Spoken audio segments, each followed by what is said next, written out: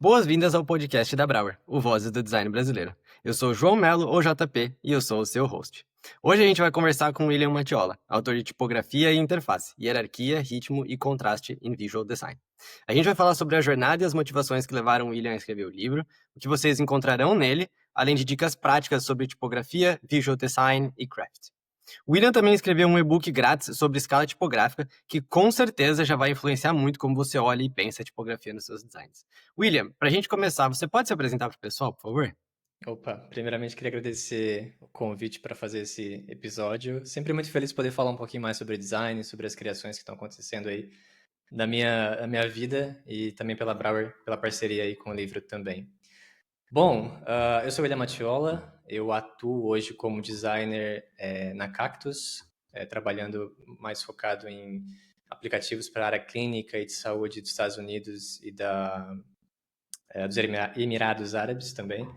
E minha história no design é bem longa, não vou me estender muito aqui, mas desde os 14 anos eu venho criando projetos na comunidade brasileira para ensino de design. Então teve o Chocolate Design entre 2010 e 2015, teve o iLab entre 2015 e 2020, e hoje em dia eu tenho o Componentes.design, onde eu gravo aulas super acessíveis e técnicas também teóricas sobre componentes de design e outros assuntos relacionados. Legal. Eu estava conversando com o William um pouco antes da gente começar o podcast. Eu acho muito massa saber e conhecer e poder entrevistar alguém que influenciou tantas pessoas no design, né? Eu era um leitor assíduo do Chocolat e depois com o iLab também continuei acompanhando. Enfim, então é muito legal ter você fazendo parte da nossa história também, da Brauer, e escrevendo um livro, dois, né, já com e-book, e a gente pode falar mais, tem mais um aí no projeto, no papel, né? Mas muito obrigado pelo seu tempo, muito legal ter você aqui, eu tenho certeza que essa vai ser uma conversa muito massa. Para a gente começar, eu queria te perguntar o que te motivou a escrever um livro sobre tipografia e interface? Olha, eu acho que, sim, para quem me acompanha há muito tempo, já deve ter visto que, desde a época de Chocolate Design, a tipografia sempre foi um assunto de interesse pessoal, assim. Eu tinha a coluna de inspiração tipográfica toda semana. Cara, foram mais de, sei lá, acho que 100 posts, toda semana trazendo essas inspirações tipográficas. Então, eu sempre gostei disso, né? E aí tem aquela história de que, uma interface, ela é composta por 90%, não sei quantos, de tipografia, né? Assim, não que seja totalmente verdade, mas se você olha uma interface, ela é bastante composta por tipografia. Se você remove imagens, vai sobrar, os elementos visuais e texto. Então, eu acho que ela tem um papel fundamental nessa criação de interfaces, né, que vai garantir a interação das pessoas com aquele produto ou serviço. Então, saber trabalhar bem a tipografia, eu acho que é fundamental, e foi isso que talvez me motivou a criar esse livro com dicas práticas para as pessoas poderem aplicar a tipografia nas interfaces e sabendo essas dicas, né? Porque muita gente fala assim, cara, eu não sei como fazer o design ficar tão bom quanto o daquele cara lá. E muitas vezes o que falta para essas pessoas é entender esses truques, né? Que não são truques, né? São fundamentos aplicados na composição tipográfica. Então, tamanho, hierarquia, peso, escolher uma boa typeface, né? E outros assuntos que eu abordo no livro. Então, acho que essa foi a motivação, assim, dar esse caminho das pedras, até porque o livro não é denso e nem complexo, ele é mais talvez um início de caminho, uma jornada de estudos para entender esse mundo da tipografia que é imenso, né? Legal.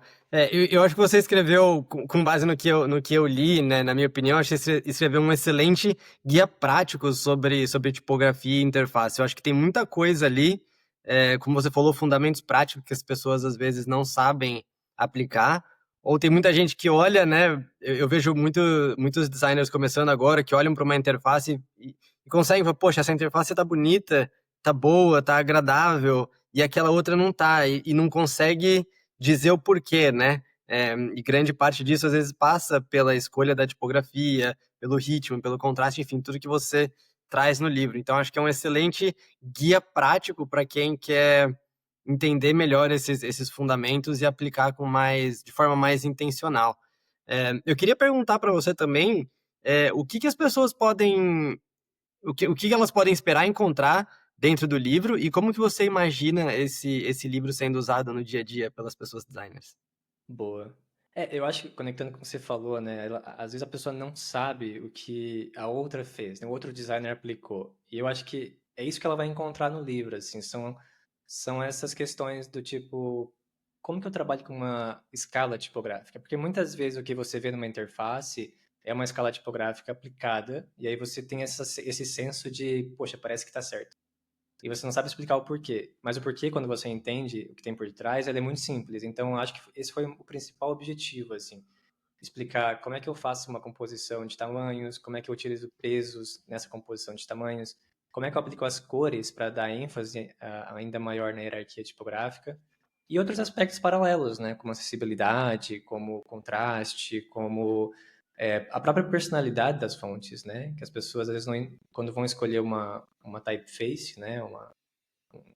Enfim, uma fonte, elas não param para pensar se essa fonte está comunicando aquilo que elas querem. Se é uma fonte mais séria, se é uma fonte mais divertida, se é uma fonte mais neutra, porque o negócio ou o produto pede isso. Então, eu dou essas dicas práticas para quem está, não diria perdido, mas talvez não tenha as informações organizadas, assim, estruturadas. Eu acho que é mais o livro ele constrói essa lógica, né? Tanto é que a técnica que eu mostro no livro para você sair, por exemplo, de uma estrutura sem nenhum tratamento estético, né, só o texto puro, para uma composição tipográfica com tamanhos, pesos, cores, acessibilidade, né, correções de espaçamentos e outras coisas. Então, acho que isso que é o propósito do livro, assim, é o caminho das pedras, vamos dizer assim, para a galera que não entende muito como chegar naquele estágio de ter aquela sensação, pô, esse design tá bacana, tá bem feito. Uma das coisas que eu acho mais legais do livro foi como você, junto com o Zanini, a Brauer, enfim, né, o nosso time conseguiram trazer esses exemplos práticos para dentro do livro através das imagens também, né? Porque fonte às vezes é aquela coisa que você precisa ver, né, para entender. Você precisa ver o antes e o depois, você precisa ver uma hierarquia que não está correta, uma escala tipográfica que não está correta e vê-la correta e aí você consegue entender, né? Eu brinquei com um amigo meu quando a gente estava conversando, eu estava falando do seu livro para ele, e eu e ele gostamos de café, e eu falei, cara, a sensação que eu tive quando eu estava lendo era um pouco assim, quando eu comecei a gostar de café, eu não sabia o que era um café bom e o que era um café ruim. Às vezes a pessoa falava, esse aqui ele tem muita acidez, ou ele é mais frutado, ou enfim, e eu não tinha referência, né, para saber o que não era acidez e o que não era frutado. E eu acho que o livro traz isso muito bem. As pessoas conseguem entender essas referências.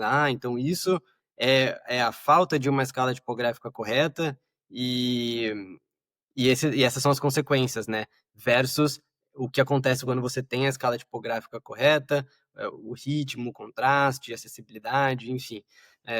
E a parte da personalidade eu acho que foi muito, muito legal de ler, porque eu estava em um projeto recentemente que a discussão foi exatamente essa, de vamos com essa fonte aqui, era uma fonte bem flat, é, e só que eles queriam um feeling editorial e a gente começou a discutir, pô, mas todo o resto não importa se a gente não tiver a fonte certa. E aí a gente acabou indo para uma fonte que é muito mais editorial, serifada, enfim, e isso fez toda a diferença na hora que você acessa a página, enfim.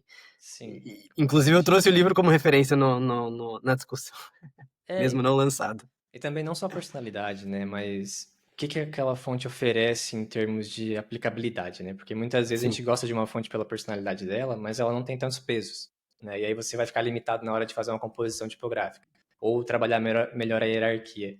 Então acho que a escolha de uma fonte, né, ou de uma typeface, ela tem que percorrer diversos checklists ali, né? A sua to-do list tem que ter diversos itens para você saber se ela é uma boa escolha ou não.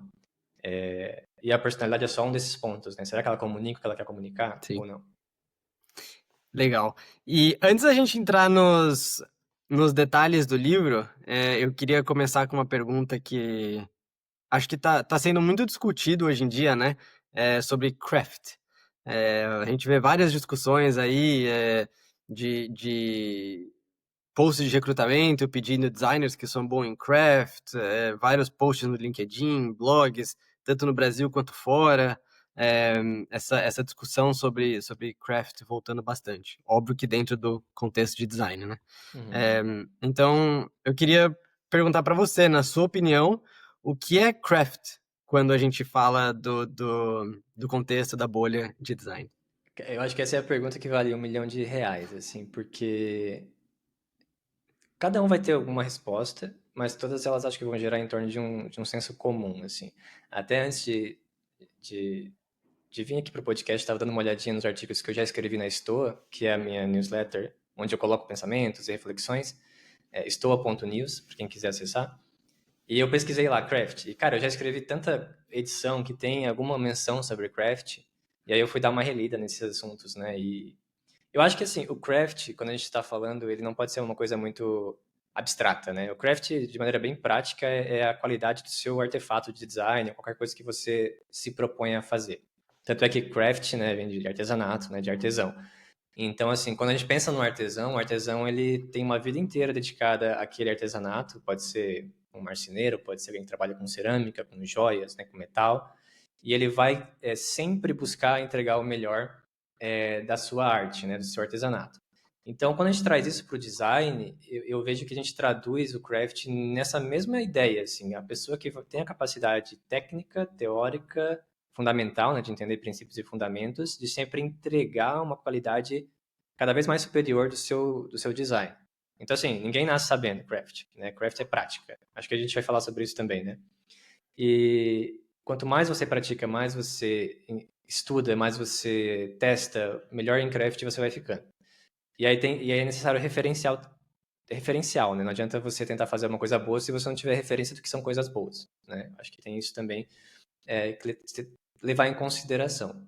E aí tem um termo legal em japonês que eu gosto bastante, que é shokunin. Cara, quando eu vi esse termo, eu gostei bastante porque shokunin, ele significa não apenas ter as habilidades técnicas, mas também uma consciência que ela implica uma atitude social, uma consciência e uma atitude social, né? O que que significa? Que além de você fazer bons produtos, você faz bons produtos porque você sabe que esse bom produto ele vai gerar um bem-estar social para quem vai estar utilizando ele. Então, quando a gente traz para o design, cara, fecha muito, porque assim, eu acredito que ninguém acorda de manhã cedo para fazer um produto bosta, assim. Eu acho que ninguém, ninguém decide assim, eu vou fazer esse produto o pior possível porque eu quero ferrar com os meus usuários, né? O objetivo que a gente tem como designer é sempre entregar a melhor qualidade possível, né? Tentando alinhar ali com estratégia, com gestão, com tudo que envolve o design. Mas no craft, a gente sempre vai tentar prezar pela qualidade, né? Eu acho que isso é o fundamental. Então, assim, se você ainda tem dúvida, eu sou bom em craft ou não, é só se perguntar, será que a minha técnica está melhor hoje do que ela foi ontem? Quanto mais você vai caminhando em direção à excelência, melhor, né? E a excelência nunca tem fim, isso é uma coisa que a gente tem que falar, né? A pessoa não chega tipo, eu sou um mestre, eu sou o sênior dos sêniors, o Mega Blaster designer. Não, cara, até os maiores designers hoje em dia, eles estão cada vez mais melhorando sua técnica dia após dia, né? O Dieter Hans, por exemplo, não deve ter parado de melhorar a parte técnica dele só porque ele é o Dieter Hans, né? Com certeza. Eu acho essa definição muito, muito massa, porque ela, ela vai para além daquela discussão que eu particularmente acho mais rasa, que é craft é visual, ou craft é discovery, ou craft e é essa definição mais abrangente de que o craft é a qualidade e é a prática, né, a sua experiência, enfim. E, tem um artigo que eu li, eu estava procurando esse artigo quando eu estava escrevendo o roteiro, eu não consegui achar, mas se eu achar, eu coloco aqui na descrição do podcast depois, que vai muito nessa linha que fala que, além disso, também craft é atenção aos detalhes, né? Então, é ter certeza de que cada uma das coisas que você está fazendo, você está botando atenção ao detalhe em tudo aquilo que você está fazendo. Porque, às vezes, o que diferencia um produto muito bom, né, de um produto que talvez não seja tão bom, ou qualidade, enfim, é essa atenção ao detalhe, né? A gente vê muito isso, principalmente com... Gostei muito da referência que você trouxe de artesanato, né? Às vezes a gente vê cerâmicas que são produzidas uma a uma, à mão, por uma pessoa que já está fazendo isso há muito tempo. Você vê que o nível de atenção ao detalhe é muito diferente de um produto produzido em grandíssima escala e, enfim, feito meio que de qualquer jeito, só pensando na escala, né? É, e aí, obviamente, não estou dizendo que craft e escala não combinam, enfim, não é esse o ponto, mas é a atenção ao detalhe. E aí acho que você pode colocar craft em tudo que você faz, né? Seja estratégia, seja discovery, seja visual, seja tipografia, seja, enfim, essa. Eu gostei muito do que você falou no final, de a minha técnica está melhor hoje do que ela era ontem, e o que eu posso fazer para melhorar ela ao longo da minha carreira. Fora que o design evolui, né? Então a gente tinha o esquiomorfismo e passou para o flat design, e aí veio neomorfismo, agora a gente está indo pro morphism, vindo de Vision Pro e voltando com 3D, enfim, as ferramentas vão evoluindo, as tendências vão mudando, e se você não continua aprimorando a sua técnica, né, obviamente você vai cada vez mais Apesar de que eu acho ficar que atrasado. Apesar de que eu acho que tendência e craft, eles, claro, têm relação, mas o craft ele vai muito além da tendência, né? Sim, Porque você pode seguir uma tendência e não ser bom em craft, sim. né? Você pode fazer coisas medíocres, no sentido de mediano mesmo, né? De não ter uma qualidade boa, e o seu craft não vai estar desenvolvido. Eu acho que o craft, ele vai além da tendência mesmo, né? Ele tá acima. Boa. E nessa discussão toda, eu acho que tem uma coisa que é muito interessante, que é o papel do bom gosto e do senso estético, né? E eu queria perguntar para você, na sua opinião, qual é o papel do bom gosto, ou do taste, né, como a gente fala muito, e do senso estético no trabalho de visual design? Eu acho que essas duas coisas elas vão te levar a um bom craft, né? Porque quando você tem bom gosto, ou seja, né, eu acho assim, é difícil definir essas duas coisas, né? Bom gosto e senso estético, porque elas são muito relacionadas, né? Mas o bom gosto para mim é você saber identificar a qualidade, né? Você olhar para coisa, né? Você olhar para um produto, um aplicativo e ver que ele tem qualidade. E você vai só conseguir identificar essa qualidade se você entender de fundamento, que eu acho que é o principal hoje em dia que muita gente negligencia. Então, saber escolher essas coisas boas e saber por que elas são boas, né? Tem muita gente, eu tenho um colega meu na empresa que ele tem senso estético, ele sabe diferenciar, julgar o que é bom e o que não é, mas ele não tem esse conhecimento fundamental, né? Que talvez pode comprometer o bom gosto. Então, assim, eu acho que uma coisa está relacionada com a outra. Eu diria que talvez assim, senso estético é a capacidade de julgar a melhor abordagem ou técnica para manifestar o bom gosto. Sabe? Você saber que, pô, eu consigo aplicar isso nisso aqui e vai gerar um bom resultado. Eu consigo julgar essas técnicas, essas práticas para criar algo bom, né? Algo que tem um bom craft.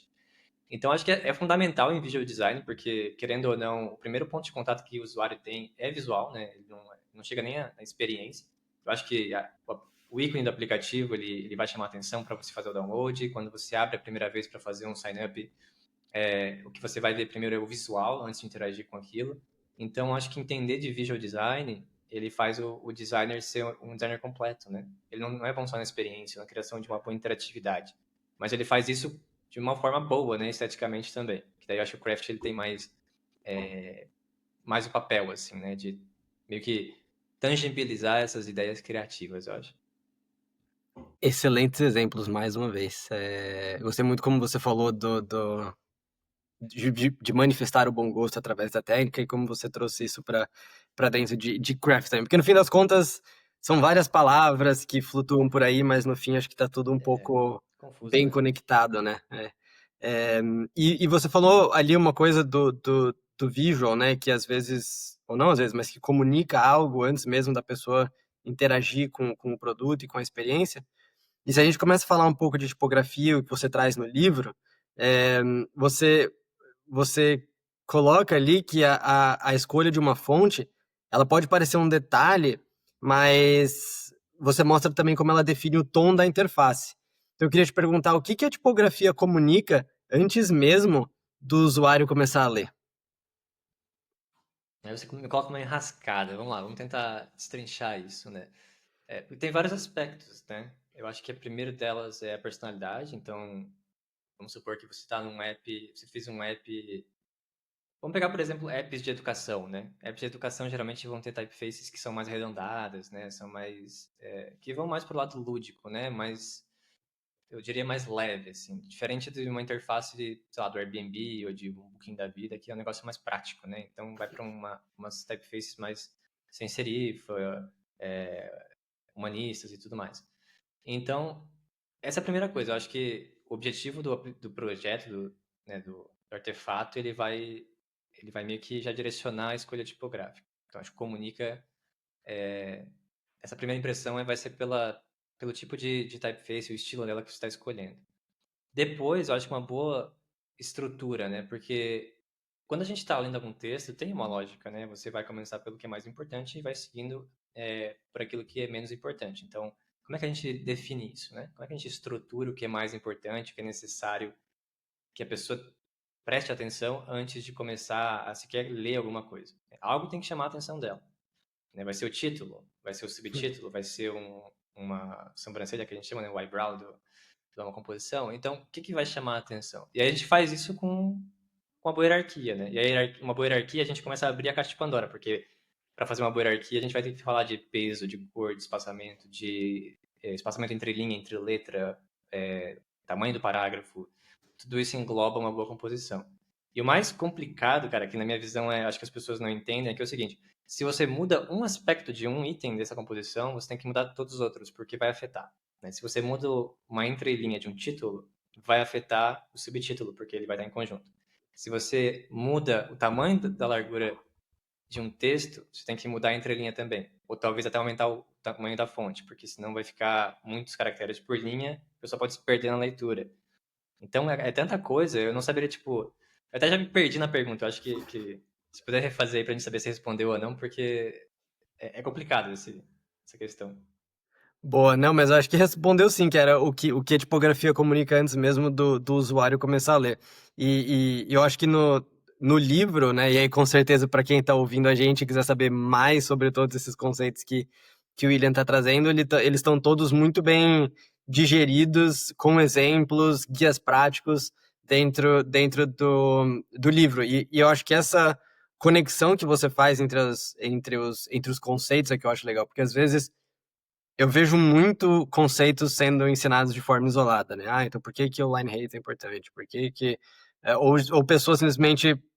bom, o bloco de texto tem que ser sempre pequeno e os parágrafos pequenos e você tem que ter um espaçamento entre parágrafos. E isso, né, acaba virando uma prática, né? E as pessoas, como a gente comentou no começo, não sabem o porquê.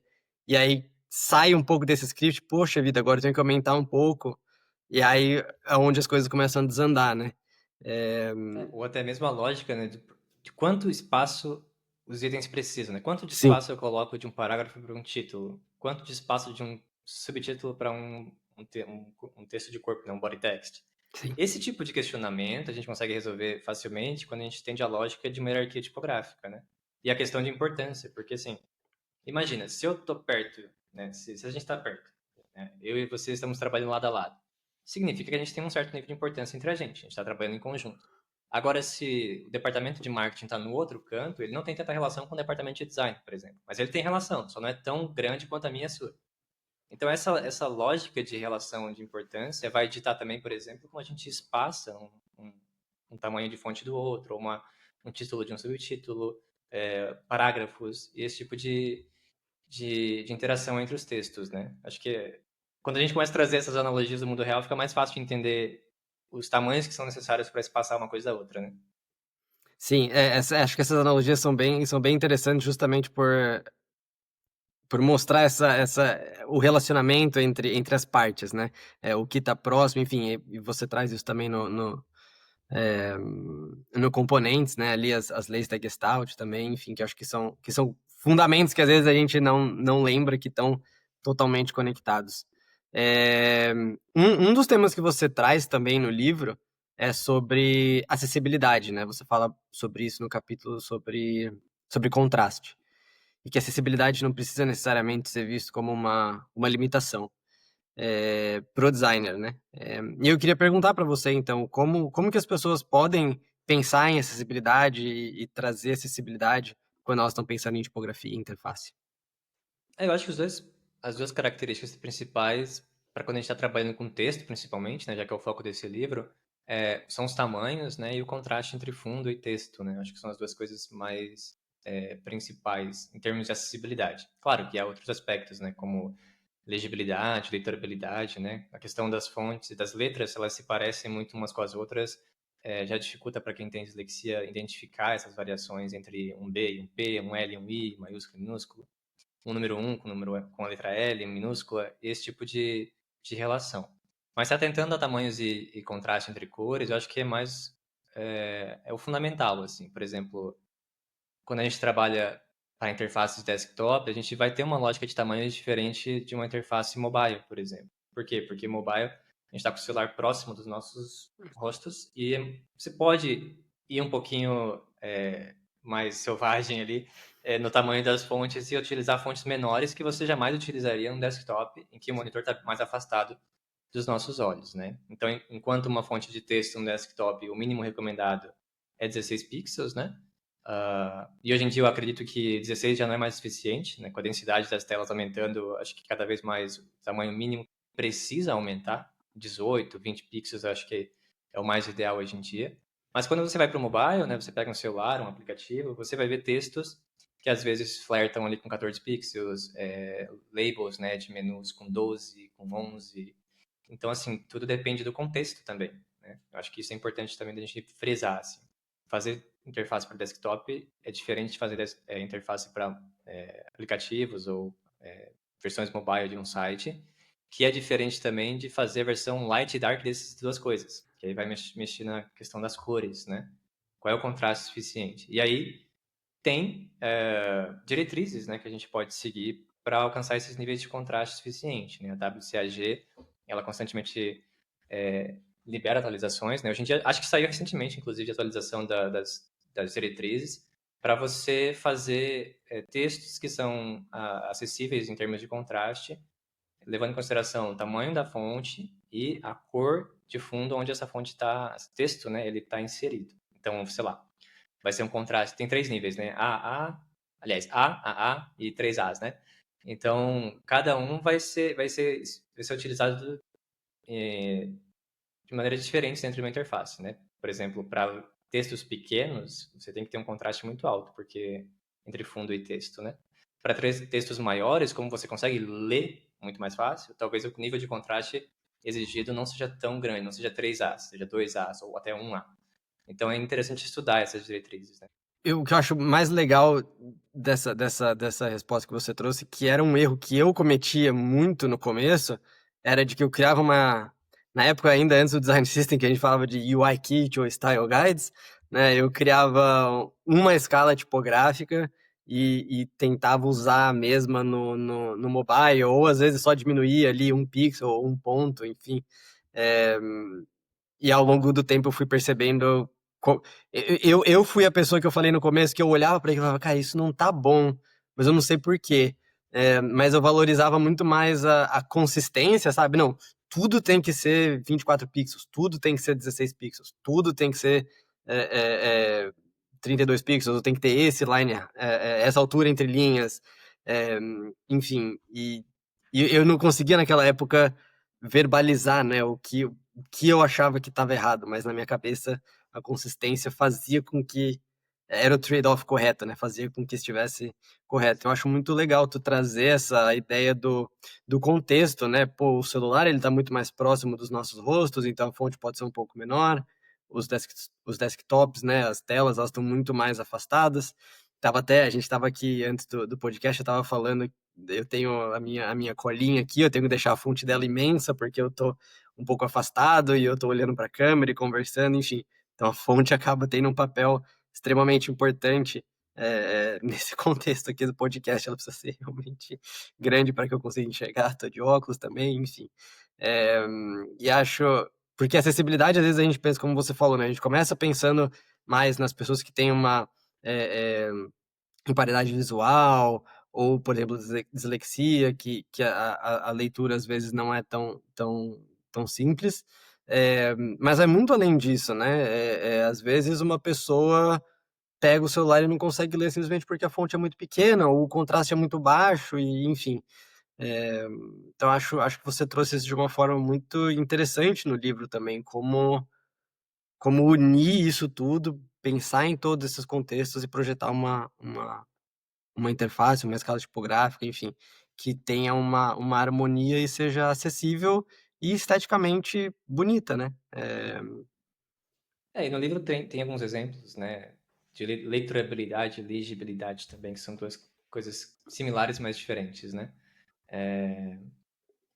Legibilidade vai estar ali, se você é capaz ou não de ler um texto. Leiturabilidade, o quão satisfatório é ler um texto, né? Seria basicamente o UI e UX de um texto, né?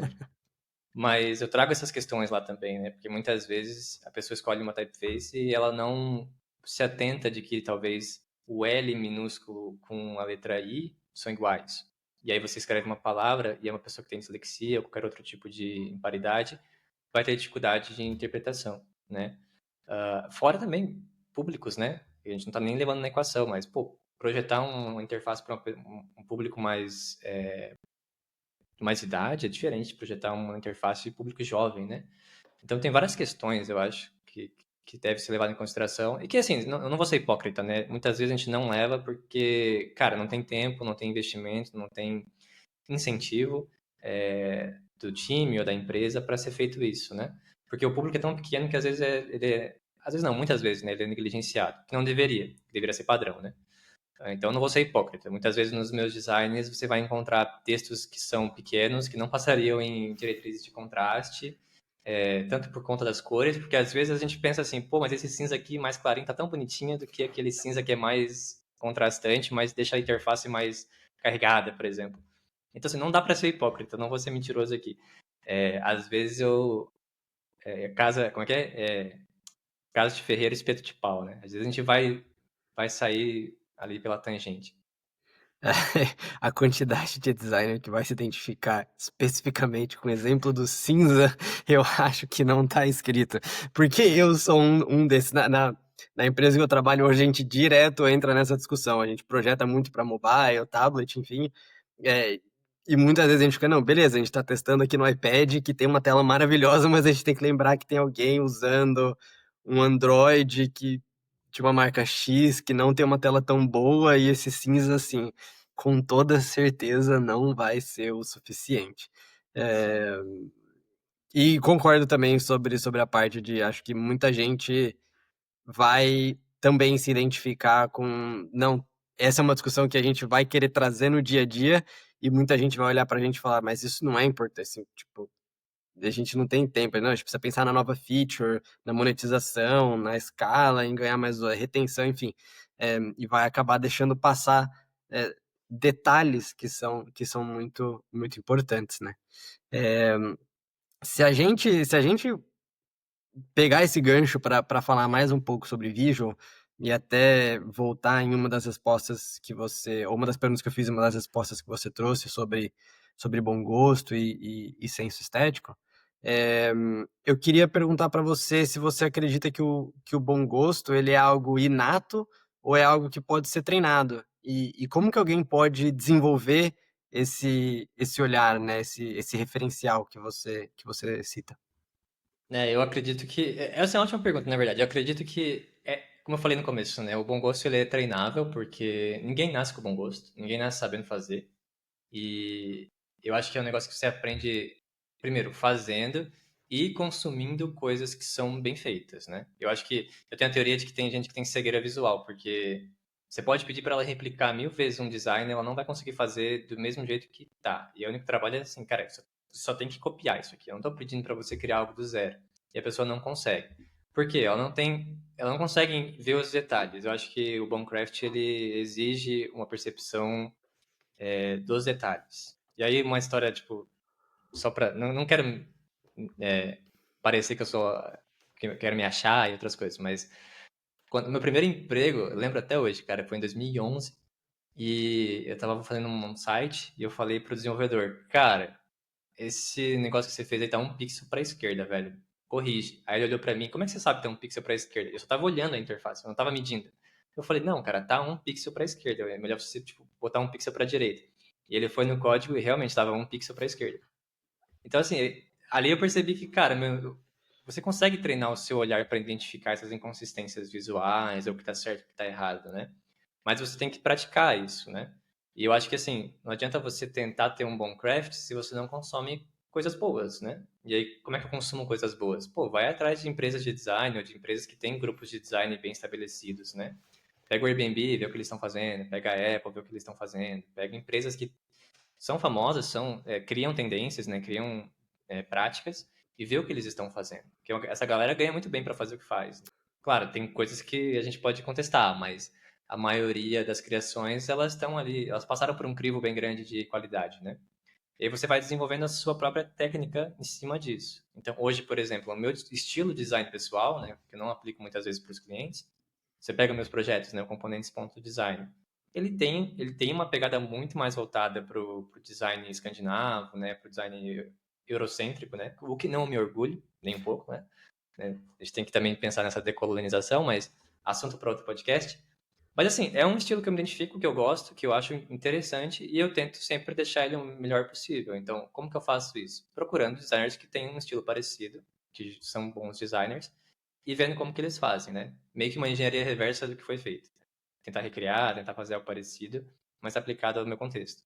Então, acho que é assim que a gente vai desenvolvendo esse bom gosto, né? Esse taste, né? Pelo design. Ou também tem uma certa newsletter que as pessoas podem assinar, que sempre tem excelentes referências visuais de design. É, é a Basculante? Tá dentro da Stoa.news, É. né? A basculante, eu até tô com ela meio parada, assim, tem que voltar a fazer. Mas ela é uma seção da Stoa, né? Que eu faço uma curadoria de boas referências visuais, não só digital, que é uma coisa bem interessante também da gente falar, porque muita gente pensa assim, né?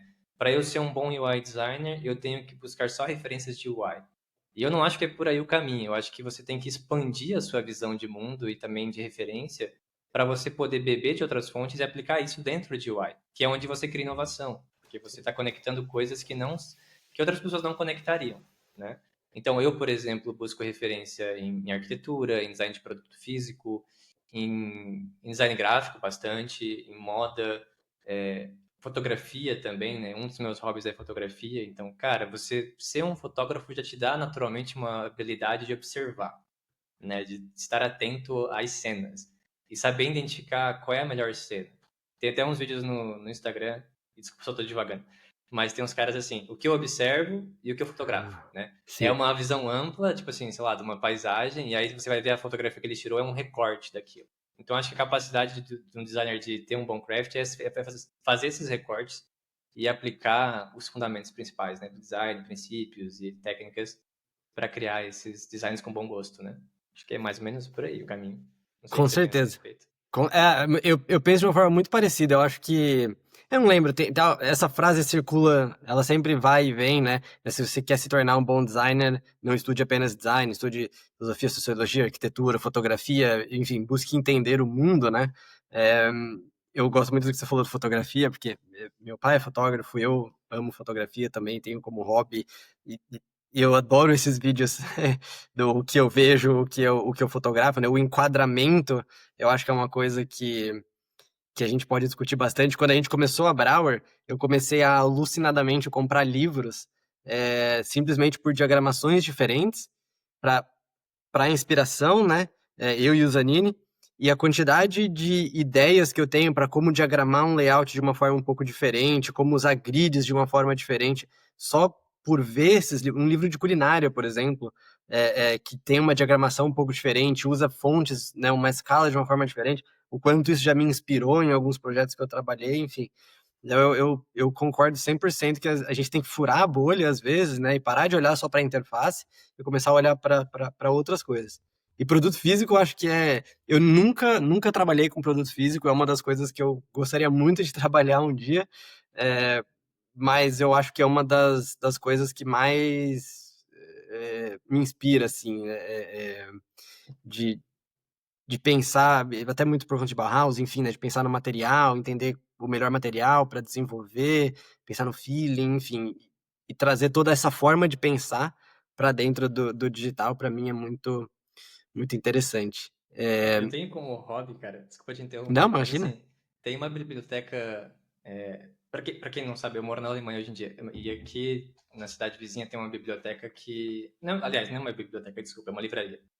que tem muitos livros de design, de fotografia, arquitetura, vários temas, na verdade. E aí tem as editoras lá, tem a Tasher, tem aquelas editoras de design bem conhecidas aqui, que são caras, né? E, cara, eu vou lá só pra ver capa, pra ver diagramação, assim. Eu não compro porque, porra, é caro, assim. É muito caro. O livro de design é barato, assim, em comparação com importar pro Brasil, mas ainda assim é caro aqui. E aí eu fico olhando, tipo, cara, que da hora, velho. Se eu tiver um dinheirinho sobrando, eu vou comprar esse livro só pra ter, assim, na estante, ter como referência, né? Ou vou na IKEA também, só pra ver produto. Sim. Assim, cara, eu vou lá, eu não vou comprar nada, assim, não sou consumista, não gasto sem intenção, né? Eu vou lá pra ver, assim, almoço no restaurante deles lá, isso aí, passo o dia lá. Coisa Observando, de pegando referência. É uma coisa de maluco, né, velho? Às vezes eu entro numa aspira assim. A minha parceira não gosta, assim. Ah, vamos lá ver, não sei o que. Ela, tá, mas a gente vai comprar? Não, a gente só vai ver. Ah, então eu não vou. Porque ela vai com o Pra quê, objetivo de né? comprar. Exato. E eu sou mais assim, cara, eu vou lá só pra ver, pra, tipo, né, dar uma olhada nas coisas. O meu irmão também, ele falava que. Acho que ele faz isso até hoje, né? Ele vai. Meu irmão também é designer, né? Quem não conhece aí procura por Wellington Matiola. Nós somos gêmeos. Pra você não se assustar quando você procurar e pensar que é um fake. Ele vai no supermercado e fica olhando as embalagens, ele falou. A pira dele é olhar a embalagem de produto. Eu não discordo de nenhum de vocês dois. Eu faço a mesma coisa. Eu, inclusive, às vezes tiro foto e salvo numa galeria de referência. Oh, isso aqui é interessante. Eu vou salvar, depois eu pesquiso e, enfim. Porque é uma É, das habilidades de alguém que tem bom taste, né? Bom gosto, é fazer curadoria. Eu acho que isso é muito. E cara, eu sou viciado em curadoria. Tanto é que tenho basculante, né, lá na Stoa. Eu tenho o meu My Mind ali, que eu coloco todas as minhas referências que eu pego de visual, de produto, e vou guardando isso, porque uma hora vai ser útil. com certeza. Eu acho que essa é uma das coisas que é mais importante de se falar na hora que a gente está falando de como desenvolver o bom gosto, o senso estético, enfim. É o referencial, né? Se você tem boas referências, se você começa a se perguntar, pô, por que que eu gosto dessa embalagem específica, ou dessa foto específica, ou é, desse livro específico, o que visualmente falando está me atraindo, ou até o contrário, né? Pô, eu não gostei desse produto, eu não gostei dessa interface. Por quê? O que que eu não gostei? Enfim. E é quase que um músculo, né? Que você continua treinando, treinando, treinando, e ele vai desenvolvendo. No, no prefácio, que inclusive é um prefácio que eu achei muito, muito legal e conecta muito com o livro que o Zanini, é, com o seu livro, né? O Zanini escreveu o prefácio. Mas o Zanini fala do travamento de muitos designers ao criar uma interface. E aí eu queria perguntar para você, na sua experiência, né? O que que trava essas pessoas e como destravar? Eu acho que essa é uma das coisas que acontecem, independente se você tem 15 anos de experiência ou 1 ano de experiência. Então, assim, fica tranquilo, acontece com todo mundo, acontece comigo, está acontecendo atualmente. Não é um sentimento legal, estamos no mesmo time aí. Mas, assim, eu acho que tem dois tipos de travamento. Tem o travamento quando a pessoa não tem o conhecimento, e aí é uma coisa que eu vejo quem está começando mesmo. Por exemplo, quando eu dou mentoria ou quando as pessoas fazem as aulas e vêm falar comigo, ou pegar review, né? Ter o review do negócio desenvolvido, eu vejo, eu sei identificar o que está errado, mas eu pergunto assim, cara, quando você for criar isso aí, você buscou referência? Você teve lá um painel de inspirações, alguma coisa do tipo? A pessoa geralmente fala que não, que ela criou da cabeça dela. E aí, assim, eu penso que não há possibilidade de criar uma coisa boa quando o seu referencial não tem coisas boas nele, entende? Por exemplo, como é que eu vou ser capaz de criar um aplicativo se eu nunca criei um aplicativo antes, se eu não tenho uma bagagem nem referencial de como deve ser um aplicativo bom? Não dá para tirar da cabeça, né? É difícil você criar mentalmente uma ideia e materializar ela sem ter referencial, né? A gente constrói com base no que já foi construído. Então, acho que esse é o primeiro ponto. O segundo tipo, né, de bloqueio criativo é quando você não tem clareza estratégica de onde esse produto está indo, por exemplo, ou como é que esse recurso deve funcionar. E aí é uma falha mais de processos anteriores, né, de descobrimento e tudo mais. Porque você chega num momento da parte de visual design que você pensa assim, tá, cara, mas se eu fizer desse jeito aqui, como é que vai conectar com a experiência lá do outro lado? Né? E aí você começa a entrar num limbo, assim, como é que eu resolvo esse problema? Ou quando você tem que dar uns passos atrás, porque o desenvolvimento vai ficar maior se for feito desse jeito visual que você está propondo. Que daí eu acho que vai encaixar com a pergunta que você vai fazer ali sobre estratégia do produto. Então, assim, tem esses dois. Para mim, hoje em dia, são esses dois modos de travamento. Assim, quando eu não tenho conhecimento técnico daquilo que eu quero desenvolver, ou quando eu não tenho clareza funcional ou estratégica daquilo que eu tenho que desenvolver. Aí eu bloqueio. E aí, assim, para sair disso, que eu acho que talvez o público tá se perguntando como é que eu saio disso, cara, eu não sei, cada um tem a sua própria maneira. Eu toco violão toda hora quando eu tô bloqueado, ou fico vendo inspiração, abro meu site de inspiração e tento, sei lá, distrair, porque não adianta ficar martelando num prego que já tá torto. Eu acho que não vai entrar esse prego mais. Então, vai fazer outra coisa, vai, sei lá, distrair. A minha pegada é o violão mesmo e acessar sites de inspiração. Que legal. Eu acho que essa dica é muito boa justamente porque às vezes você simplesmente precisa desligar, né? Você precisa deixar o seu inconsciente ali trabalhar, para depois isso ser resgatado pelo consciente, enfim, você conseguir se desbloquear. E acho muito legal essa quebra que você fez, né, entre os diferentes tipos de bloqueio. Com certeza vai conectar com a pergunta que a gente vai fazer em Participante breve. especial aí. A participação especial, que legal. Tira a bandinha da câmera, filha. É, em, em um mundo onde a gente tem diversos produtos que muitas vezes têm praticamente as mesmas funcionalidades, ou não necessariamente as mesmas funcionalidades, mas atendem aos mesmos. é, as- Ajudam com as mesmas tarefas ou os mesmos jobs to be done, se a gente puder colocar assim. O que diferencia um linear de um gira? E aí, fazer um disclaimer aqui que não estou fazendo o julgamento de qual é melhor ou não. Ah, É, sim, mentiroso. ah, eu tenho minha preferência, mas são dois, obviamente, grandes produtos, excelentes produtos. Enfim, acho que o Gira tem uma história incrível no mercado, mas o Linear veio com uma ascensão estelar, mesmo sendo um produto com menos funcionalidades, por exemplo, um time muito menor, ou enfim. E aí eu queria ouvir de você, na sua opinião, o que diferencia essas duas ferramentas. E assim, essas duas estou usando como exemplo, né? Sim, Tem sim. vários outros no mercado.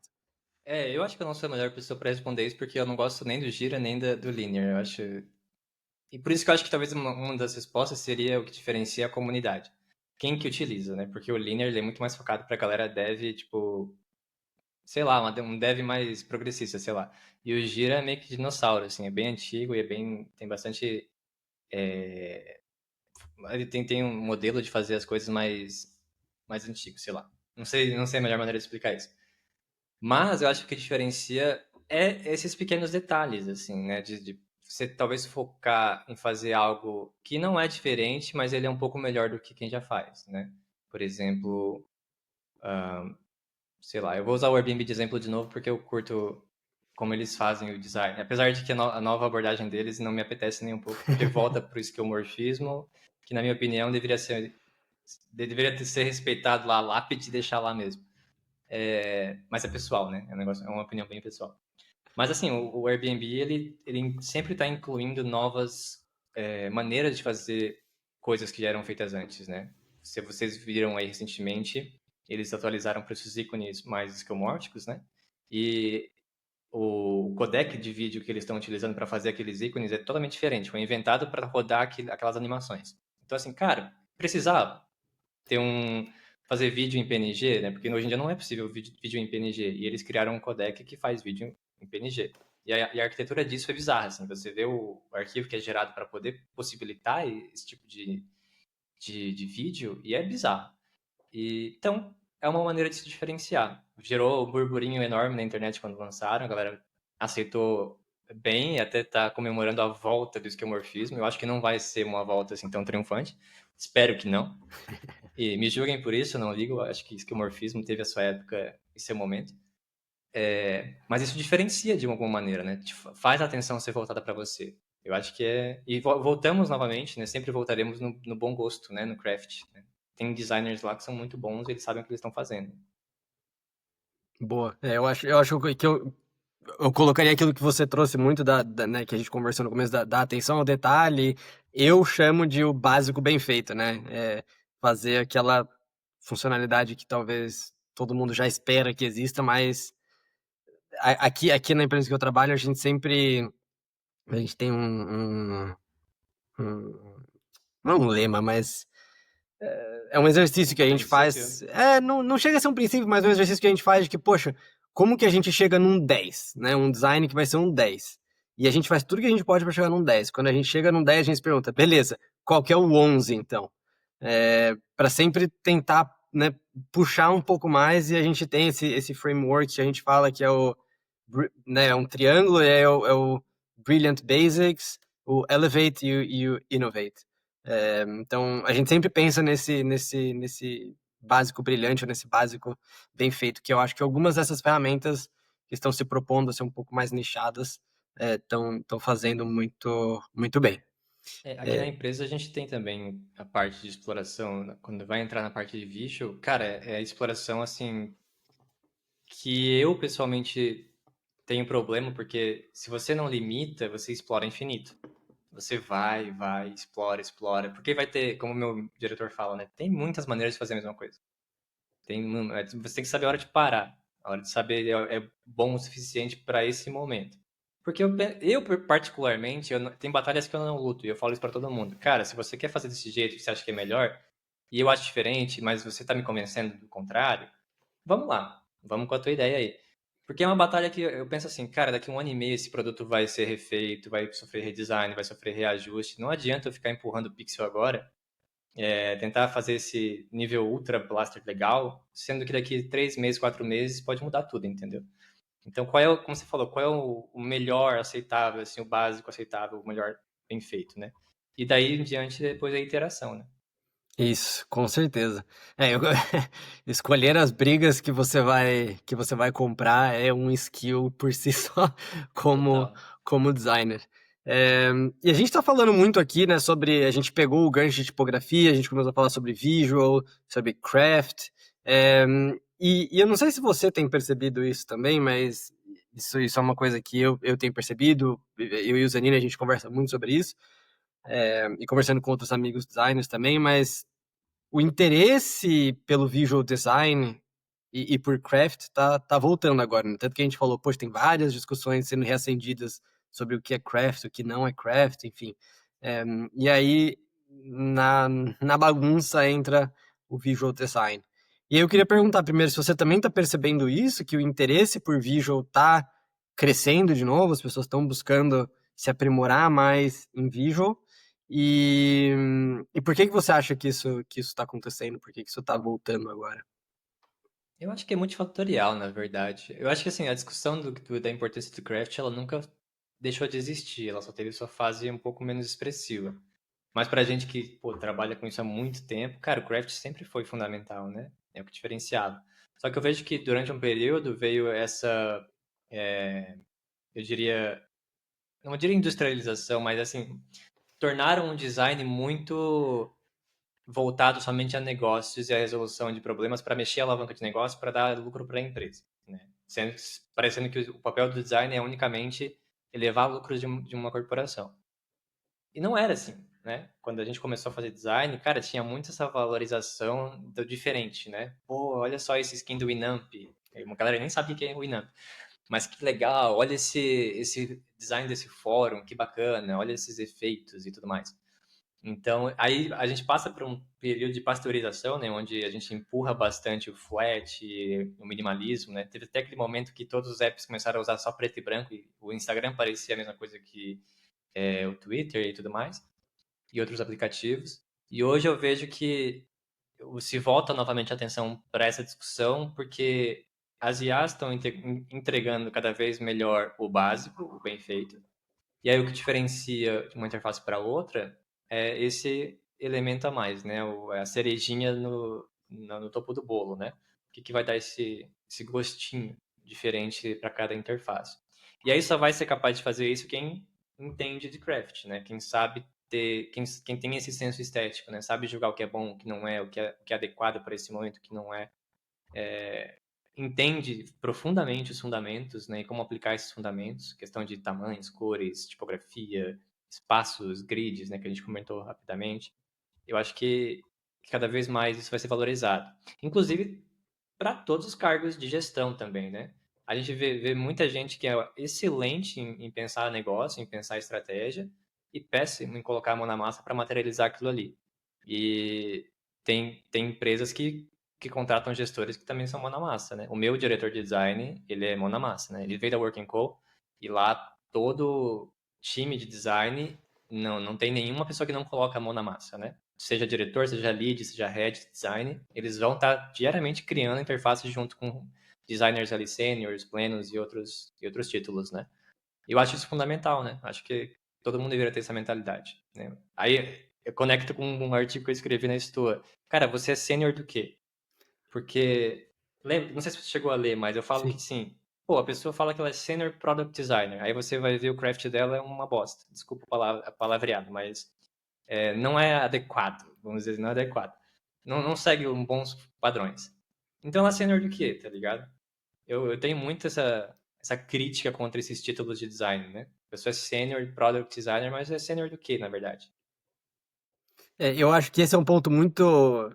Cara, a gente pode fazer um podcast só sobre isso. Eu não posso ficar muito empolgado, senão eu vou levar a gente para um caminho que a gente vai ficar 5 horas falando aqui. Mas eu concordo muito é, com o que você escreveu no artigo e com essa pegada da liderança ser mais próxima, ser mais hands-on, ser mais próxima ao craft e diretamente, né, participar de jams ou criar experiências, interfaces, enfim, isso é algo que eu tenho visto muito mudar no mercado. Então, as pessoas que vêm muito de um background puramente de management e não tanto de craft, é, eu dou mentoria às vezes para alguns managers, enfim, vêm pesquisar e a gente, eu venho pesquisar, vem perguntar e a gente acaba conversando sobre isso. São pessoas que eram senior designers muito tempo atrás e deixaram isso de lado completamente para assumir papéis de liderança e agora estão se debatendo um pouco para conseguir entrar em certas empresas ou empresas mais progressistas e não tão tradicionais, por exemplo.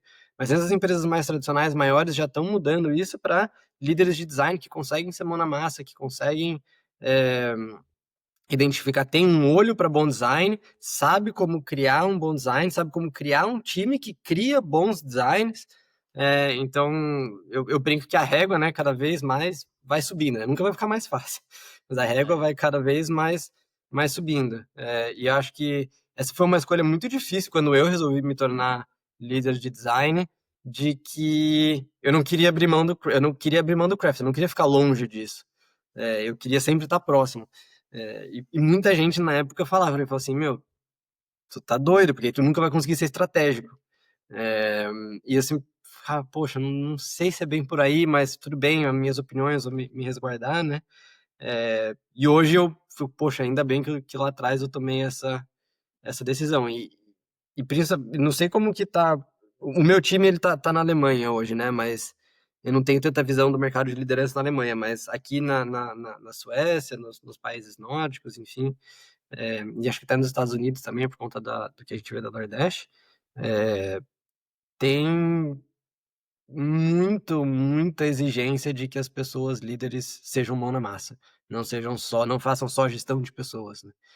E acho que isso é um caminho bem interessante que a gente tá indo, e eu gosto muito do que você falou, uma discussão que a gente tem muito na empresa, de que nesse universo de inteligência artificial que vai criar tudo, provavelmente tudo vai ser mais ou menos igual, a curadoria, né, o bom gosto, as referências, o saber como, né, levar aquilo, elevar aquela interface ou aquele artefato que foi gerado por uma inteligência artificial para outro patamar, para outro nível. Esse vai ser um grande diferencial para nós designers, né? Eu já vejo isso acontecendo um pouco, mas acho que vai começar a acontecer muito mais no Eu futuro. percebo que no meu contexto, eu moro aqui na Alemanha, mas eu trabalho para uma agência dos Estados Unidos, né?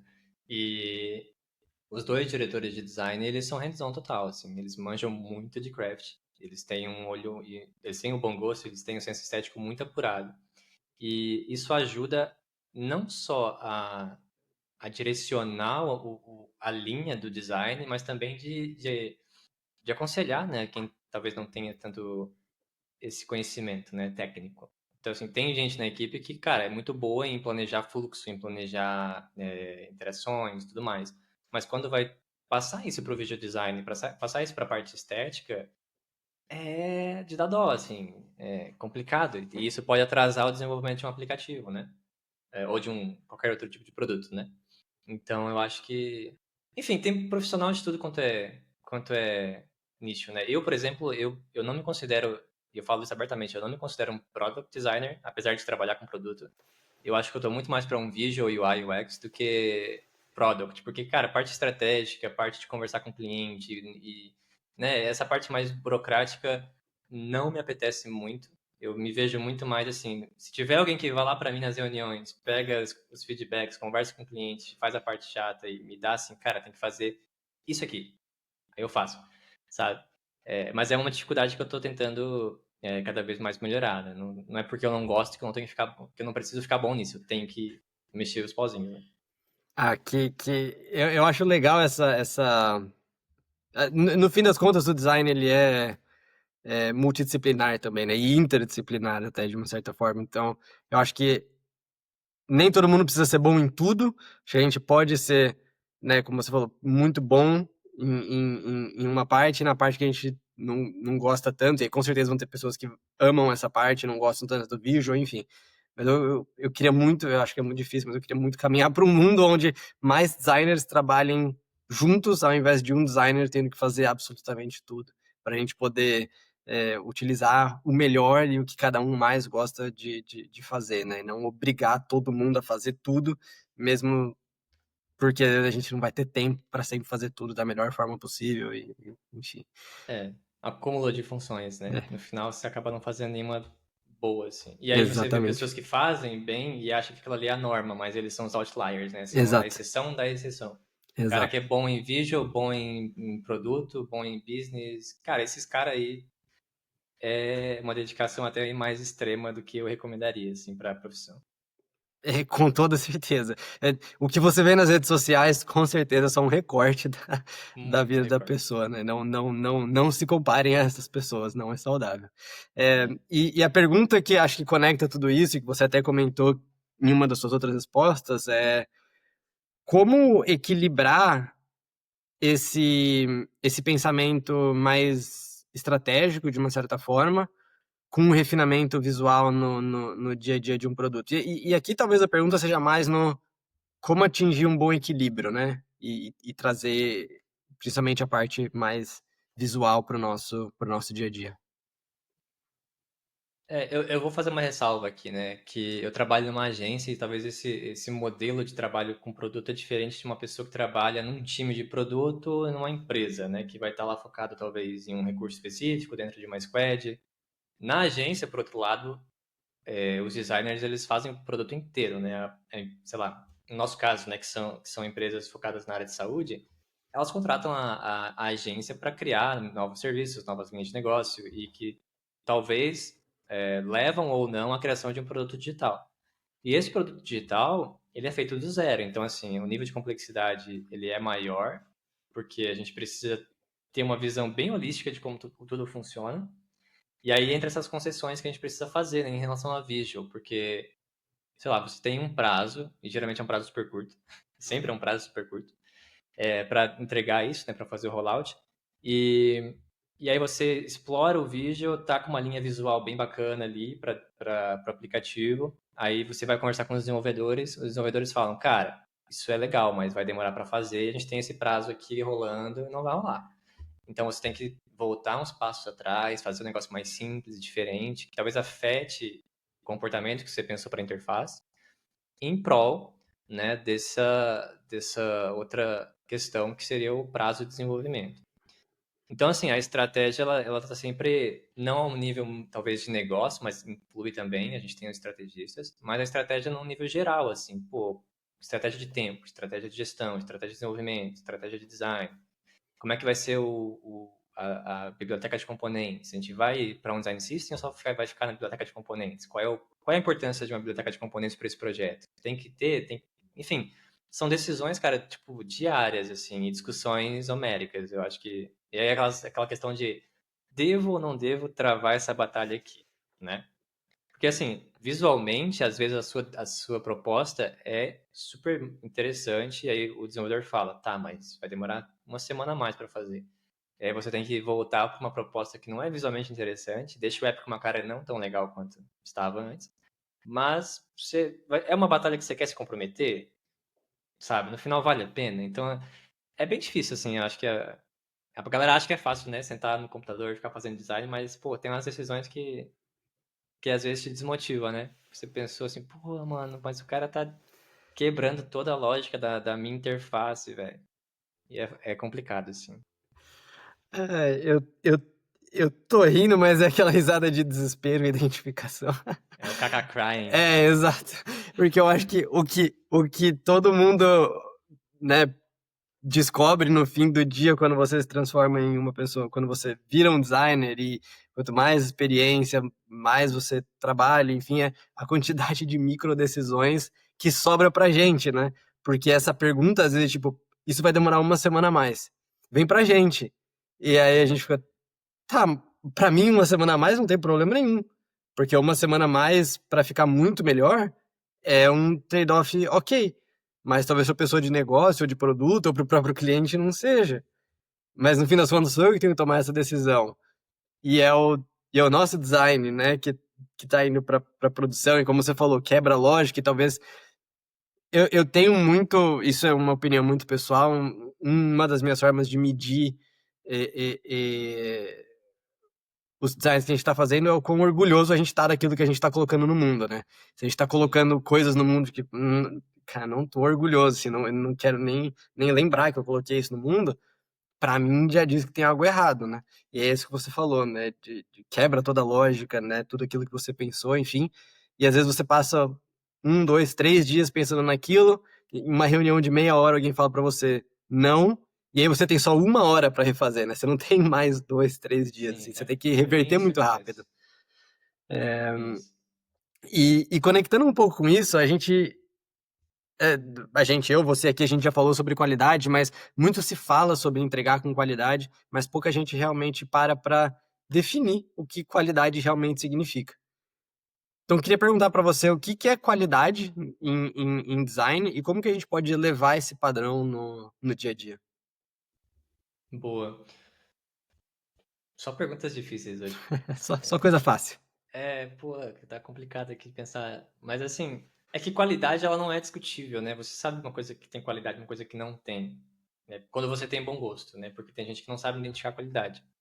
E aí isso é um problema, porque se o seu gestor não sabe identificar qualidade e ele contrata pessoas que não desenvolvem qualidade, para ele tá bom, tá ótimo, né? Então assim, é qualidade de acordo com qual lente? Com a lente de quem, né? Eu tô muito mais inclinado para aquilo que você falou ali, né? Eu tenho que ter orgulho de estar lançando isso para o mercado. Eu também tenho essa mesma interpretação, assim. Se meu design ele não tá legal, e acontece, tá?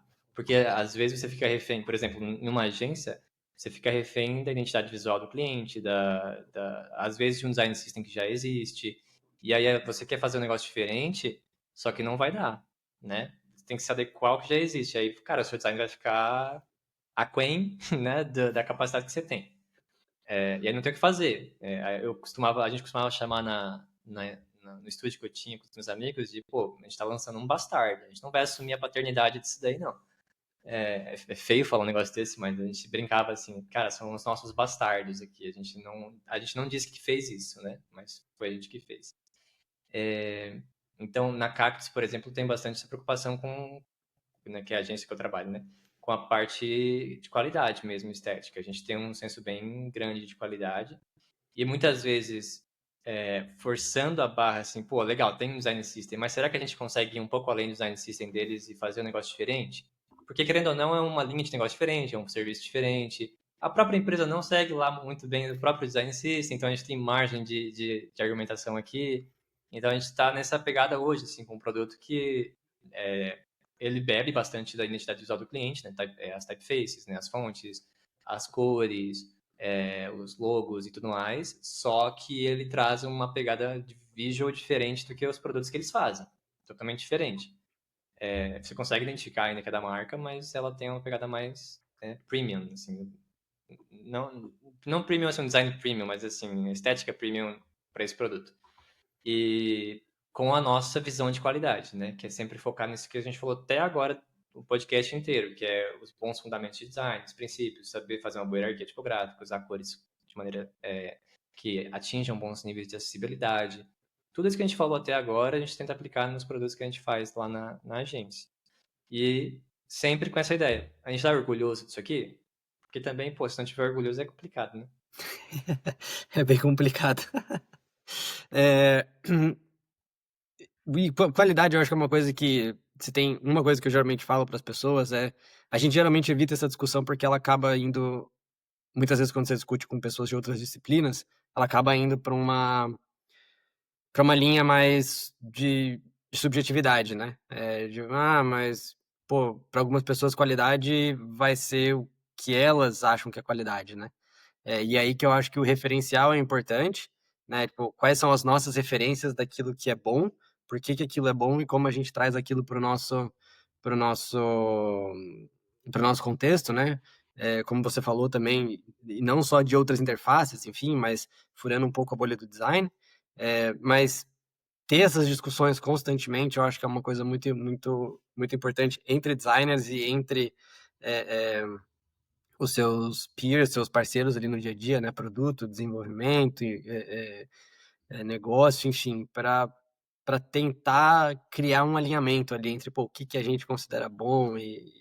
Enfim, aí também vai muito do que a gente estava discutindo agora há pouco, de que no fim do dia pode ser que simplesmente alguém fale, olha, a gente não tem tempo para fazer isso. Você tem É, um dia para desfazer tudo que você fez e fazer algo que a gente consiga entregar dentro. cara, e eu vejo isso acontecendo assim no meu futuro próximo. Vai acontecer exatamente isso que você falou, assim, pô, tem que mudar em um dia. Mas eu concordo contigo, eu acho que qualidade é muito subjetivo quando a gente tá num time, né? Pensando em time, assim. Às vezes a pessoa interpreta a qualidade como sendo só funcional, né? Ah, se tá funcionando, então é bom. Mas a gente que tem essa pegada mais visual, a gente sabe que qualidade ela tem uns níveis, umas camadas maiores ali, né? Mas é que tá, eu acho que tentar aplicar isso, não sei nem aplicar, tentar gerenciar tudo isso, né? É mais difícil, né? Quando a Sim, gente tem, quando as decisões nem sempre as nossas, né? Se a gente tivesse o poder de dizer assim, não, vai ser assim, pronto. Se vira desenvolvedor, se vira estrategista, se vira todo mundo aí, vai ser como o designer quer. Com certeza as coisas seriam diferentes. Não diria que talvez melhores. Tem designer que é maluco, né? Mas seriam diferentes. com toda certeza. É, eu sempre brinco com alguns amigos de que meu sonho é abrir uma empresa onde isso seja realidade. Eu não sei se vai dar certo, não sei se a gente vai lançar coisas que façam sentido, mas pelo menos a gente vai ter muito orgulho do que a gente vai estar fazendo. E se a gente Eu acho. falhar, vai ser com muito orgulho. Eu acho que todo desejo do designer é abrir a própria empresa, ou fazer o próprio produto. Sim, Assim, eu particularmente, a maior parte da minha carreira foi dedicada a empreender, né? A criar minhas próprias empresas e produtos. Eu só tô agora, eu tô no outro lado dessa jornada agora, assim, faz 2 anos, 3 anos que eu tô trabalhando para uma agência e tudo mais. Mas, cara, não dá. Eu vou ser bem honesto, assim, dá uma coceira muito forte de querer fazer os seus próprios produtos. Por isso que eu nunca deixo de ter um projeto paralelo, né? Como a Stoa, como componentes, porque ali eu vou imprimir a minha identidade visual, né? De design. E, e tem mais projeto rolando aí, que eu não vou dar spoiler, mas tem mais duas coisas grandes para acontecer na minha vida em relação a design que, cara, futuramente eu acho que é o que vai me satisfazer mais, assim. A primeira eu posso até falar brevemente, que seria a ideia de ir para o produto físico, assim. Eu acho que todo designer digital, uma hora ou outra, vai chegar no momento da sua vida que vai sentir falta do tátil, né? De criar um negócio que você pode tocar. Acho que, eu não sei se você sente isso, talvez sinta também, né? Cara, sim, digital é tão efêmero, né? Você faz um negócio hoje que você sabe que amanhã não vai estar mais lá. E aí o registro vai ser a fotografia no seu portfólio. sim. Já um produto, né, se você faz de forma ambientalmente responsável, vai estar ali para muito mais tempo e vai ser uma peça, né, que pode ser tocada, admirada, Sim. revendida, passada para outras pessoas. Acho que tem um sentimento diferente, né? Sim, com toda certeza. É o que eu comentei aqui no começo. Uma das poucas coisas que eu não fiz é design de produtos físicos. E é uma das coisas que eu mais tenho vontade de trabalhar no futuro. Porque como você falou, né?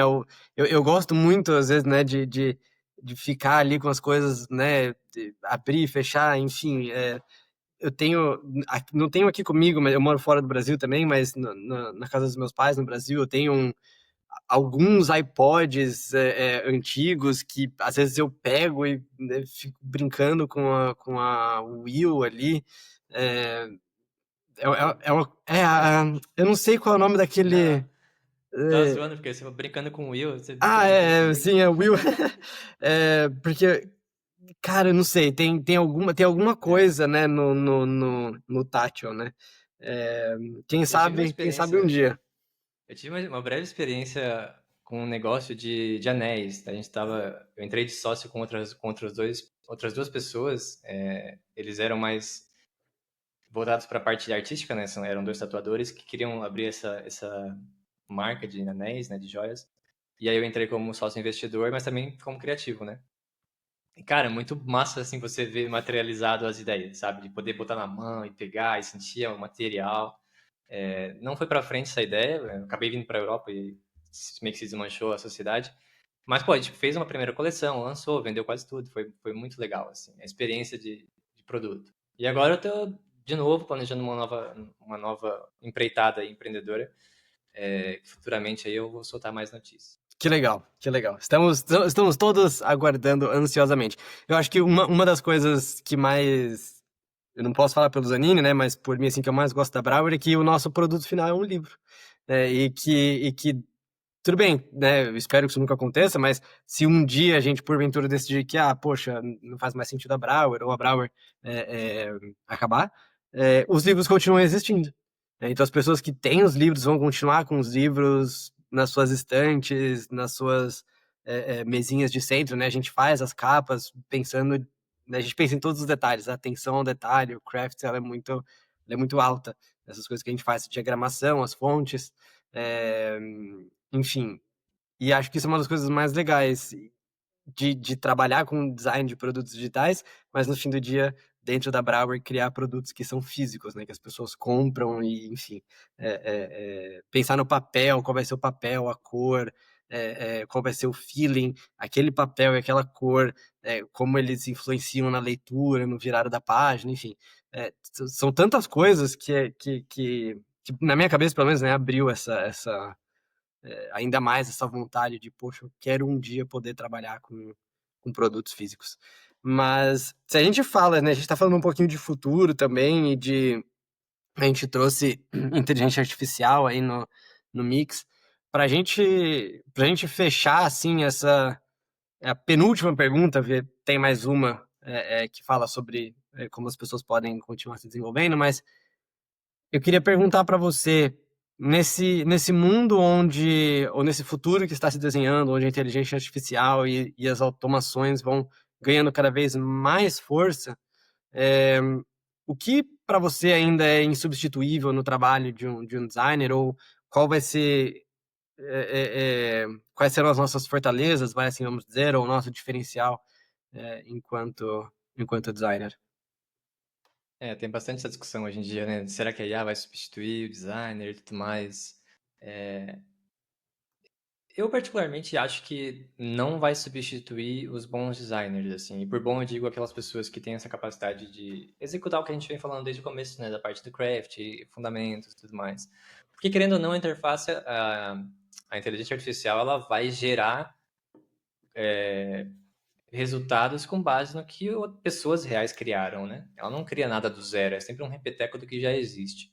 Então, se o ser humano ele consegue ter essa capacidade de sempre se desenvolver cada vez mais, criar coisas diferentes e unir coisas que talvez não eram para estar juntas, mas de alguma forma o cara conseguiu fazer estar junto, né? De criar essas coisas diferentes. Eu acho que ele não vai ter a sua posição capturada pela IA. Eu acho que é basicamente isso. E também quem tem bom gosto, quem tem bom design, né? Quem está sempre indo ao nível de excelência do artesão, né? De sempre se melhorando dia após dia, ele não está muito preocupado em perder sua posição para uma IA, porque ele sabe que ele pode usar a IA para otimizar ainda mais o que ele já faz bem, né? Tem até uma edição da newsletter do Van Schneider, né? Como é que é o nome dele? Eu sempre esqueço. Eu só conheço ele por Van Schneider também, eu nunca sei o primeiro nome dele. É Johan, não sei se é Johan, é alguma coisa assim. Mas enfim, ele tem lá o Desk of Van Schneider, que ele tem uma edição sobre IA e ele dá essa ideia, né, de que quem já é bom vai ficar cada vez melhor e quem nunca foi bom em design vai ser exposto, né? Que é aquela questão de ser sênior do quê? Essa galera que não é bom em craft, não é bom em aplicar o que desenvolve, né? Intelectualmente ali, idealmente, não consegue botar na prática. Eu acho que essa galera aí, querendo ou não, vai ficar cada vez mais difícil para elas, né? Se elas não, claro, migrarem ali para uma parte mais artesanal, de entender fundamento do design, a parte prática, ela vai acabar migrando para outras áreas, assim, né? E uma reflexão também que eu faço, né, e que eu acho que conecta bem com a nossa intenção, por exemplo, de ir para design de produto físico, é que o design, pelo menos como eu vejo o design, como sempre vi o design, né, desde os 14 anos até hoje em dia, então, sei lá, 16 anos pensando nisso o dia inteiro, é que o design ele não está limitado a uma única mídia, né? A gente trabalha com digital hoje em dia, com interface, mas, cara, o pensamento de design ele pode ser muito bem transposto para um produto físico, né? Acho que talvez você concorde com essa ideia, né, de aplicar o Sim. pensamento em outras coisas, né? E eu super concordo com a ideia de que a inteligência artificial vai elevar o nosso trabalho e como a gente trabalha, enfim. Um exercício que eu tenho feito, que a gente discute bastante na empresa também, é quais são as coisas que eu menos gosto de fazer e tem como eu utilizar a inteligência artificial ou alguma forma de automação, workflow, para automatizar essas partes de uma forma com qualidade, né? Obviamente, eu acho que todo o trabalho gerado por inteligência artificial ainda tem que ser supervisionado, né? E você tem que ter a curadoria em cima disso, né? Seja para escrever um brief, ou não um relatório de pesquisa, um relatório de pesquisa também, mas Um um roteiro? roteiro de pesquisa, né? Tudo você precisa ter uma curadoria, você precisa saber o que é um bom roteiro de pesquisa para poder julgar se aquele roteiro que a inteligência artificial gerou é bom ou não. Você precisa ter um bom referencial de interfaces para saber se aquela interface gerada é boa ou não. E aí é uma coisa muito engraçada, que eu vejo muitos designers super empolgados com Lovables e Bolt, e Cursor e, sabe, assim, qualquer uma dessas tecnologias que gera né, que desenvolve pra gente. E enquanto eu converso com meus amigos desenvolvedores, eles olham para isso e falam: Meu Deus, esse código é horrível. Só que a gente não tem referencial de um código bom. Ou quer dizer, alguns designers têm, né? Mas vamos dizer aí que na maioria a gente não tem o referencial de que é um código bom. Tanto que até pouco tempo atrás tinha um monte de gente criando MVP usando o Lovable e outras ferramentas, e os segredos das APIs estavam expostos, várias falhas de segurança, porque não são códigos bons, porque a gente olha para aquilo e não sabe dizer se é bom. A gente não sabe olhar para aquele código e falar, não, esse código tá bom, tá seguro, né? Tá com qualidade. E uma pessoa desenvolvedora consegue. Então, eu acho que é muito nessa pegada, como você falou, que vai elevar, que a gente vai ter que olhar para isso e saber isso é bom, isso não é, como que eu uso isso para me tornar ainda melhor, enfim. É, a gente está pensando em como trazer mais esse assunto de inteligência artificial para o podcast e para Brauer também, e com certeza eu vou adorar conversar ainda mais sobre isso com você.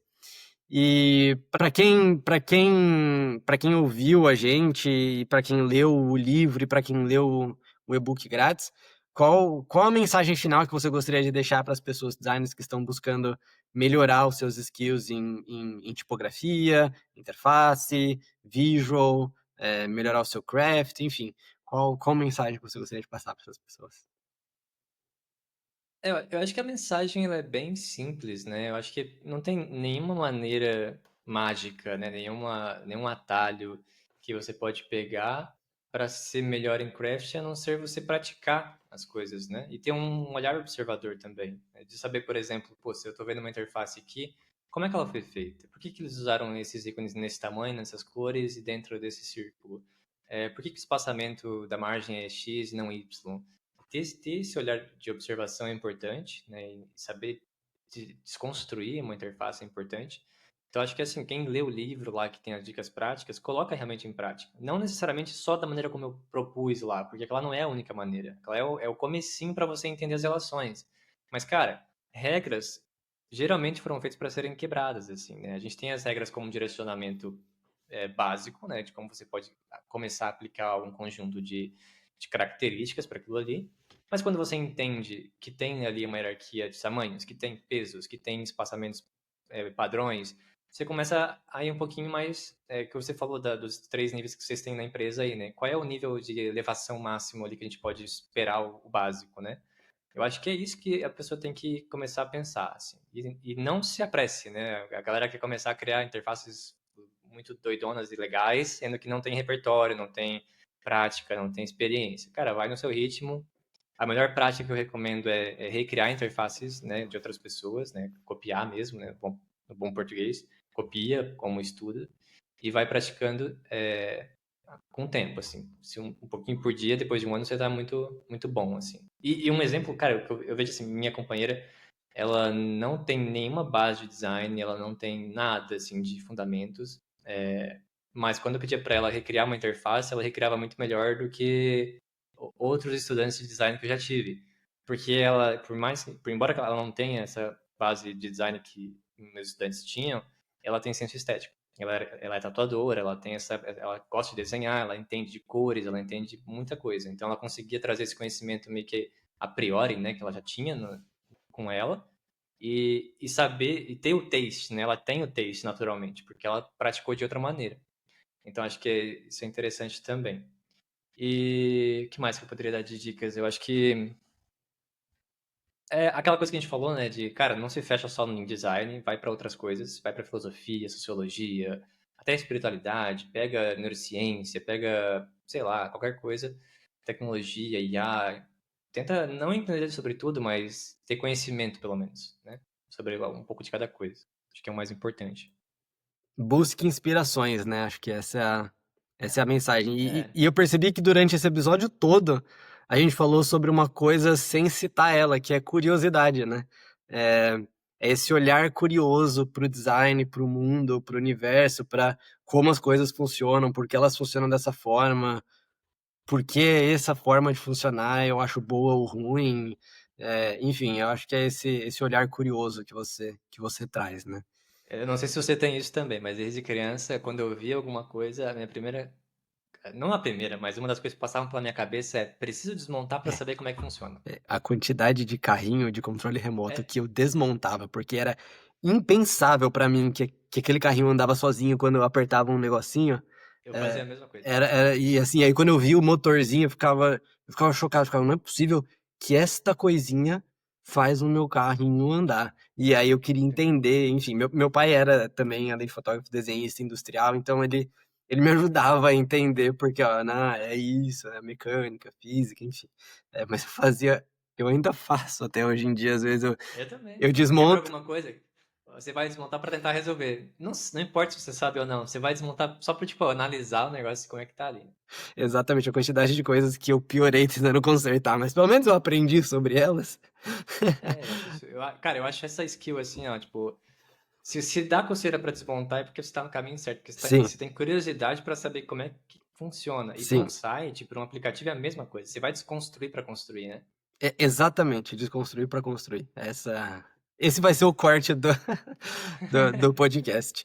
É, William, foi um prazer enorme conversar com você hoje, explorar um pouco mais sobre a sua jornada e os ensinamentos, não só do livro Tipografia e Interface, mas também conversar sobre visual, sobre craft. Eu acho que essa era uma conversa que eu e o Zanini, a gente estava bastante tempo querendo trazer no podcast. A gente com certeza vai continuar falando mais sobre isso. Então, mais uma vez, muitíssimo obrigado pelo seu tempo e por compartilhar tantos insights valiosos com a gente. E para quem quiser continuar acompanhando você e o seu trabalho, onde que as pessoas podem te encontrar? Boa. Eu que agradeço novamente pelo convite de estar conversando contigo. Acho que a conversa foi muito bacana, João. A gente pelo menos descobriu aqui que tem muita coisa em comum, mesmo não, né, não tendo conversado isso antes. Eu acho isso muito legal. E, cara, quem quiser me acompanhar, se pesquisar pelo meu nome em qualquer rede social, você vai encontrar. Eu faço questão de qualquer rede social eu ir lá pegar o arroba antes de o meu homônimo pegar. Tem uma outra pessoa que é o William Matiola também. E eu faço questão de qualquer rede social nova, eu vou ser o primeiro a pegar esse arroba. E eu trabalho com tecnologia, o outro não. Então eu tô ligado nas tendências. Então, pesquisa para o William Matiola. Hoje em dia eu posto bastante coisa na Stoa, não só edições da Stoa, mas na parte de notes, eu coloco algumas reflexões mais rápidas lá também. O meu YouTube, eu estou criando mais conteúdo lá, eu faço lives de vez em quando para conversar sobre assuntos que envolvem design, envolvem outros tópicos que eu gosto de discutir, não só sobre design. E tem também, bom, o Twitter não uso muito hoje em dia, o LinkedIn também, se você for me adicionar, por favor, deixe uma mensagem, eu não aceito quem não deixe mensagem. Tem uma Stoa sobre isso, enfim, se quiser entender o porquê, lê essa edição da Stoa. Mas, cara, se me adicionar no LinkedIn, não dizer, opa, te vi em tal lugar, te ouvi não sei o quê, eu não adiciono, velho. Você pode me seguir à vontade, mas eu não torno conexão. E não é arrogância, não, é só filtro mesmo. E, e é isso, meu nome tá aí, joga no YouTube, joga no Google, que você vai achar bastante coisa. Boa. E a gente vai deixar todos os links também na descrição do podcast, independentemente de onde você estiver ouvindo, YouTube, Spotify, Apple Music, Google, enfim. A gente tem todos os links na descrição do podcast, então é só clicar lá. Para quem quiser saber mais sobre o livro Tipografia e Interface e adquirir o seu exemplar, você pode visitar o site da editora Brauer, em www.editorabrauer.com.br. A gente também vai deixar o link direto para o livro aqui na descrição. O e-book gratuito sobre escala tipográfica também já está disponível no site da Brauer. Você pode entrar lá, tem no menu e-books gratuitos. E além desse, tem vários outros. Tenho certeza que tem um monte de conteúdo para você se desenvolver enquanto designer. E agradeço principalmente a você que nos ouviu até aqui. Muito obrigado por mais uma vez ficar com a gente até o fim. E a gente espera você no próximo episódio do Vozes do Design Brasileiro. Muito obrigado, um abraço e até a próxima. Tchau, tchau.